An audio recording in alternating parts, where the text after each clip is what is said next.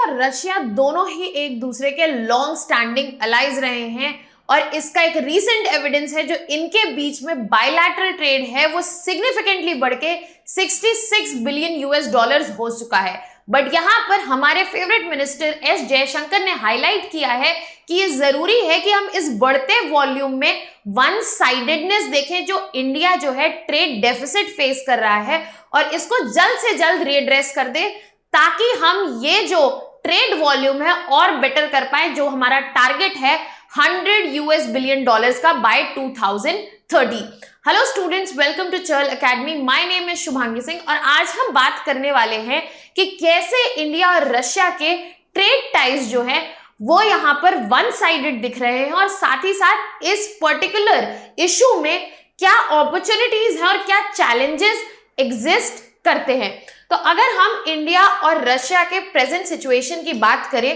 तो यहाँ पे जो बायलैटरल ट्रेड है उसका वॉल्यूम है 66 बिलियन यूएस डॉलर्स और ये एक्सपेक्टेड है कि बहुत आराम से 100 बिलियन डॉलर्स का जो गोल है बायलैटरल ट्रेड का इंडिया और रशिया के बीच में वो फुलफिल हो जाएगा बाय 2030।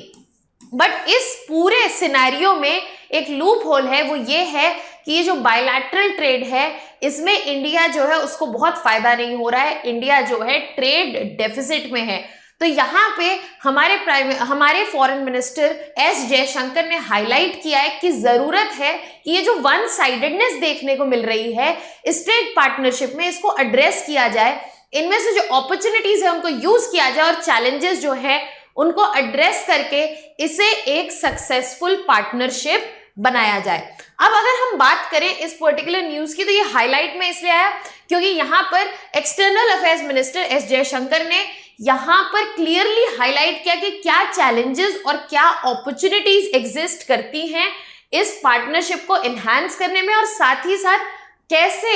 100 बिलियन डॉलर्स का ट्रेड का जो टारगेट है 2030 तक इस एड्रेसल से अचीव हो सकता है। अब अगर हम इंडिया रशिया के रिलेशंस की बात करें तो ये दोनों ही एक दूसरे के लॉन्ग स्टैंडिंग अलाइज रहे हैं, टाइम टेस्टेड पार्टनर्स रहे हैं और इंडिया रशिया के जो रिलेशंस हैं वो की पिलर है इंडिया के फॉरेन पॉलिसी के। Even in the tensions when the global geopolitical dimensions have been changing, India ने अपना स्टांस बहुत क्लियर रखा है और अपने की इंटरेस्ट को आगे प्लेस किया है जिसमें से रशिया उसका एक की पिलर है उसकी अपनी फॉरेन पॉलिसी का। अगर हम इंडिया और रशिया का जो कि पहले सोवियत यूनियन था उसकी बात करें तो इनकी जो फॉर्मल रिलेशनशिप थी वो स्टार्ट हुई आफ्टर इंडिपेंडेंस इन 1947 और यहाँ पर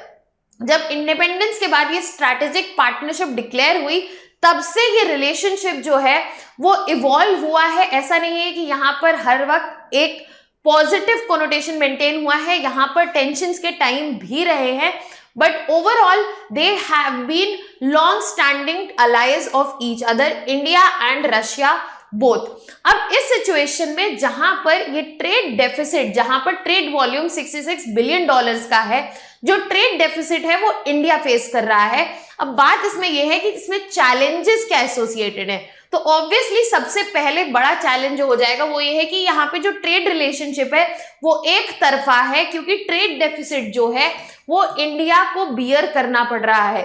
इस रिलेशनशिप को, इस ट्रेड रिलेशनशिप को ऐसे इवॉल्व करना पड़ेगा ताकि जो इकोनॉमिक एक्सचेंज है वो इक्विटेबल हो और एक कंट्री यहाँ पर ज्यादा सफर ना करे या फिर एक कंट्री ज्यादा बेनिफिट ना ले। इसके अलावा नॉन टैरिफ बैरियर्स जो है, रेगुलेटरी बैरियर्स जैसे कि कस्टम प्रोसीजर हो गए और रिस्ट्रिक्टिव ट्रेड रेगुलेशन हो गए, उनकी वजह से flow of goods and services जो है हिंडर हो रहा है दोनों कंट्रीज से। तो अगर हम इन नॉन टैरिफ बैरियर्स को बेटर एड्रेस कर पाए तो ये जो ट्रेड वॉल्यूम है ये फर्दर बेटर हो सकता है और इम्बैलेंस को भी एड्रेस कर सकता है। उसके अलावा बैंकिंग और payment issues because of Russia Ukraine war, क्योंकि रशिया को स्विफ्ट बैंकिंग सिस्टम से हटा दिया गया है,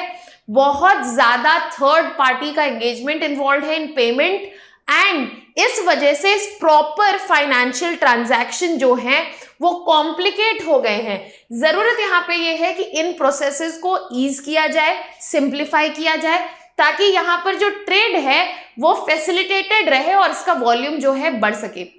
इसके अलावा इस वक्त लॉजिस्टिकल चैलेंजेस भी प्रेजेंट हैं, जैसे कि शिपिंग, ट्रांसपोर्टेशन, इंश्योरेंस, जिसकी वजह से लॉजिस्टिकल बॉटलनेक्स क्रिएट हो रहे हैं और एफिशिएंसीज जो है गिवन रूट्स की वो कम हो रही है, जिसकी वजह से कॉस्ट जो है इंक्रीज हो रहा है। That is also creating a problem in trade balance. इसके अलावा मार्केट एक्सेस जो है, अगर हम बात करें specially Indian goods and services की, उनके पास लिमिटेड मार्केट एक्सेस मिला हुआ है सर्टेन सेक्टर्स, क्योंकि यहां पर ट्रेड रिस्ट्रिक्शंस लगी हुई है या फिर रेगुलेटरी फ्रेमवर्क ऐसे है। अब ऐसी सिचुएशन में जहां पर ट्रेड अपॉर्चुनिटी अवेलेबल है वो यूटिलाइज नहीं हो पाएगी, जिसकी वजह से यहां पर ट्रेड पार्टनरशिप जो है या ट्रेड वॉल्यूम जो है वो हिंडर होगा। उसके अलावा इंफ्रास्ट्रक्चरल डेफिशिएंसीज की अगर बात करें तो इनएडिक्वेट इंफ्रास्ट्रक्चर या फिर poor infrastructure in terms of transport, trade, logistic,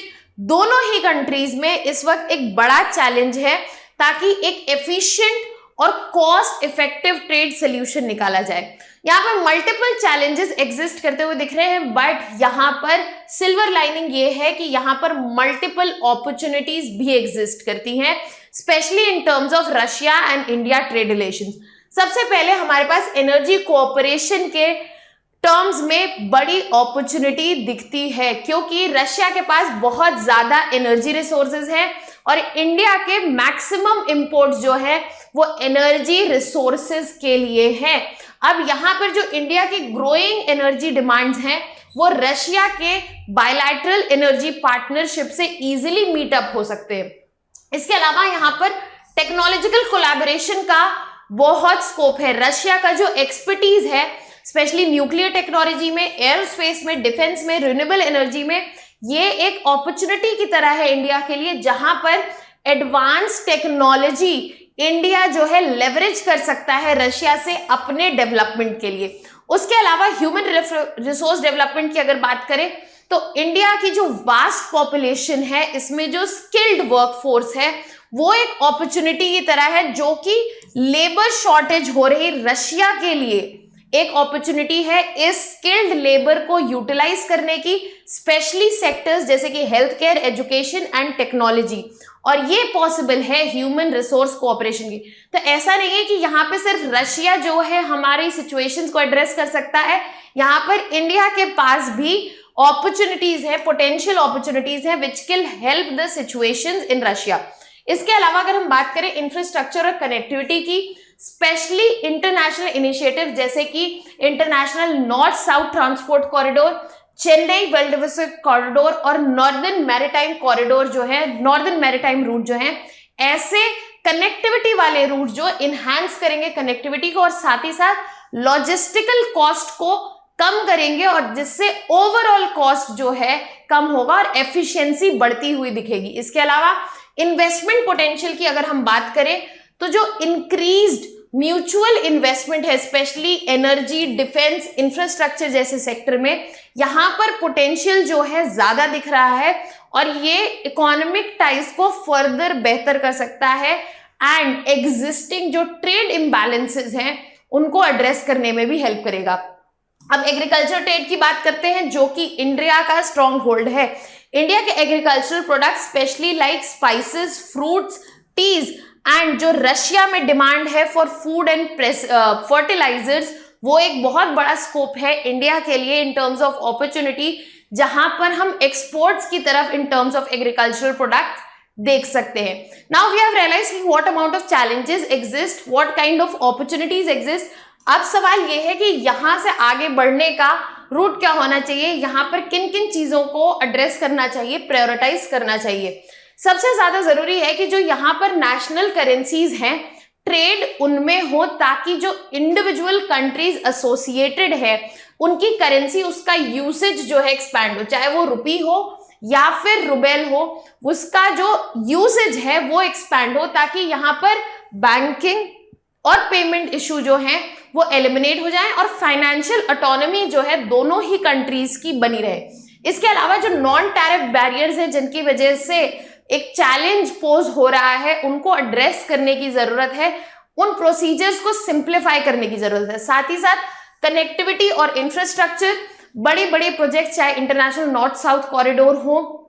northern maritime corridor हो, इनसे कनेक्टिविटी इनहैंस करने की जरूरत है ताकि लॉजिस्टिक्स और ट्रेड फ्लो जो है इंप्रूव हो और साथ ही साथ इंक्रीज हो। इसके अलावा इन्वेस्टमेंट्स के और एवेन्यूज और ट्रेड पार्टनरशिप जो है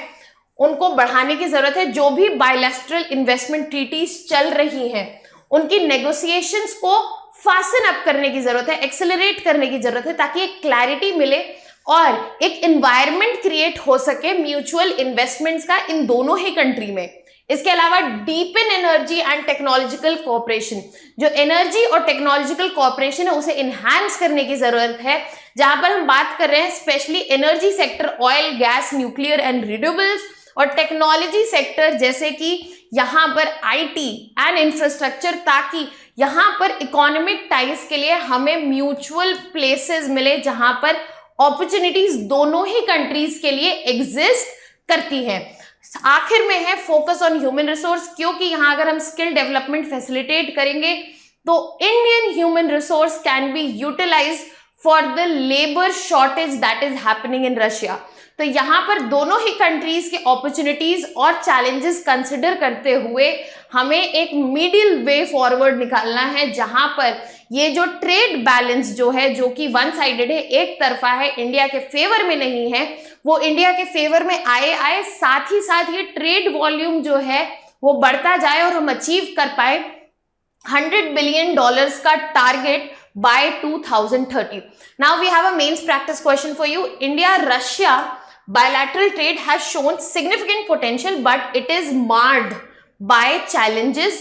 such as trade imbalance, non-tariff barriers, logistical inefficiencies. तो यहाँ पर जो क्वेश्चन है वो है कि यहाँ पर जो पोटेंशियल है उसमें चैलेंजेस एग्जिस्ट कर रहे हैं। अब यहाँ पे सेकंड पार्ट में बोला गया discuss the opportunities for enhancing trade between two countries and the way forward to address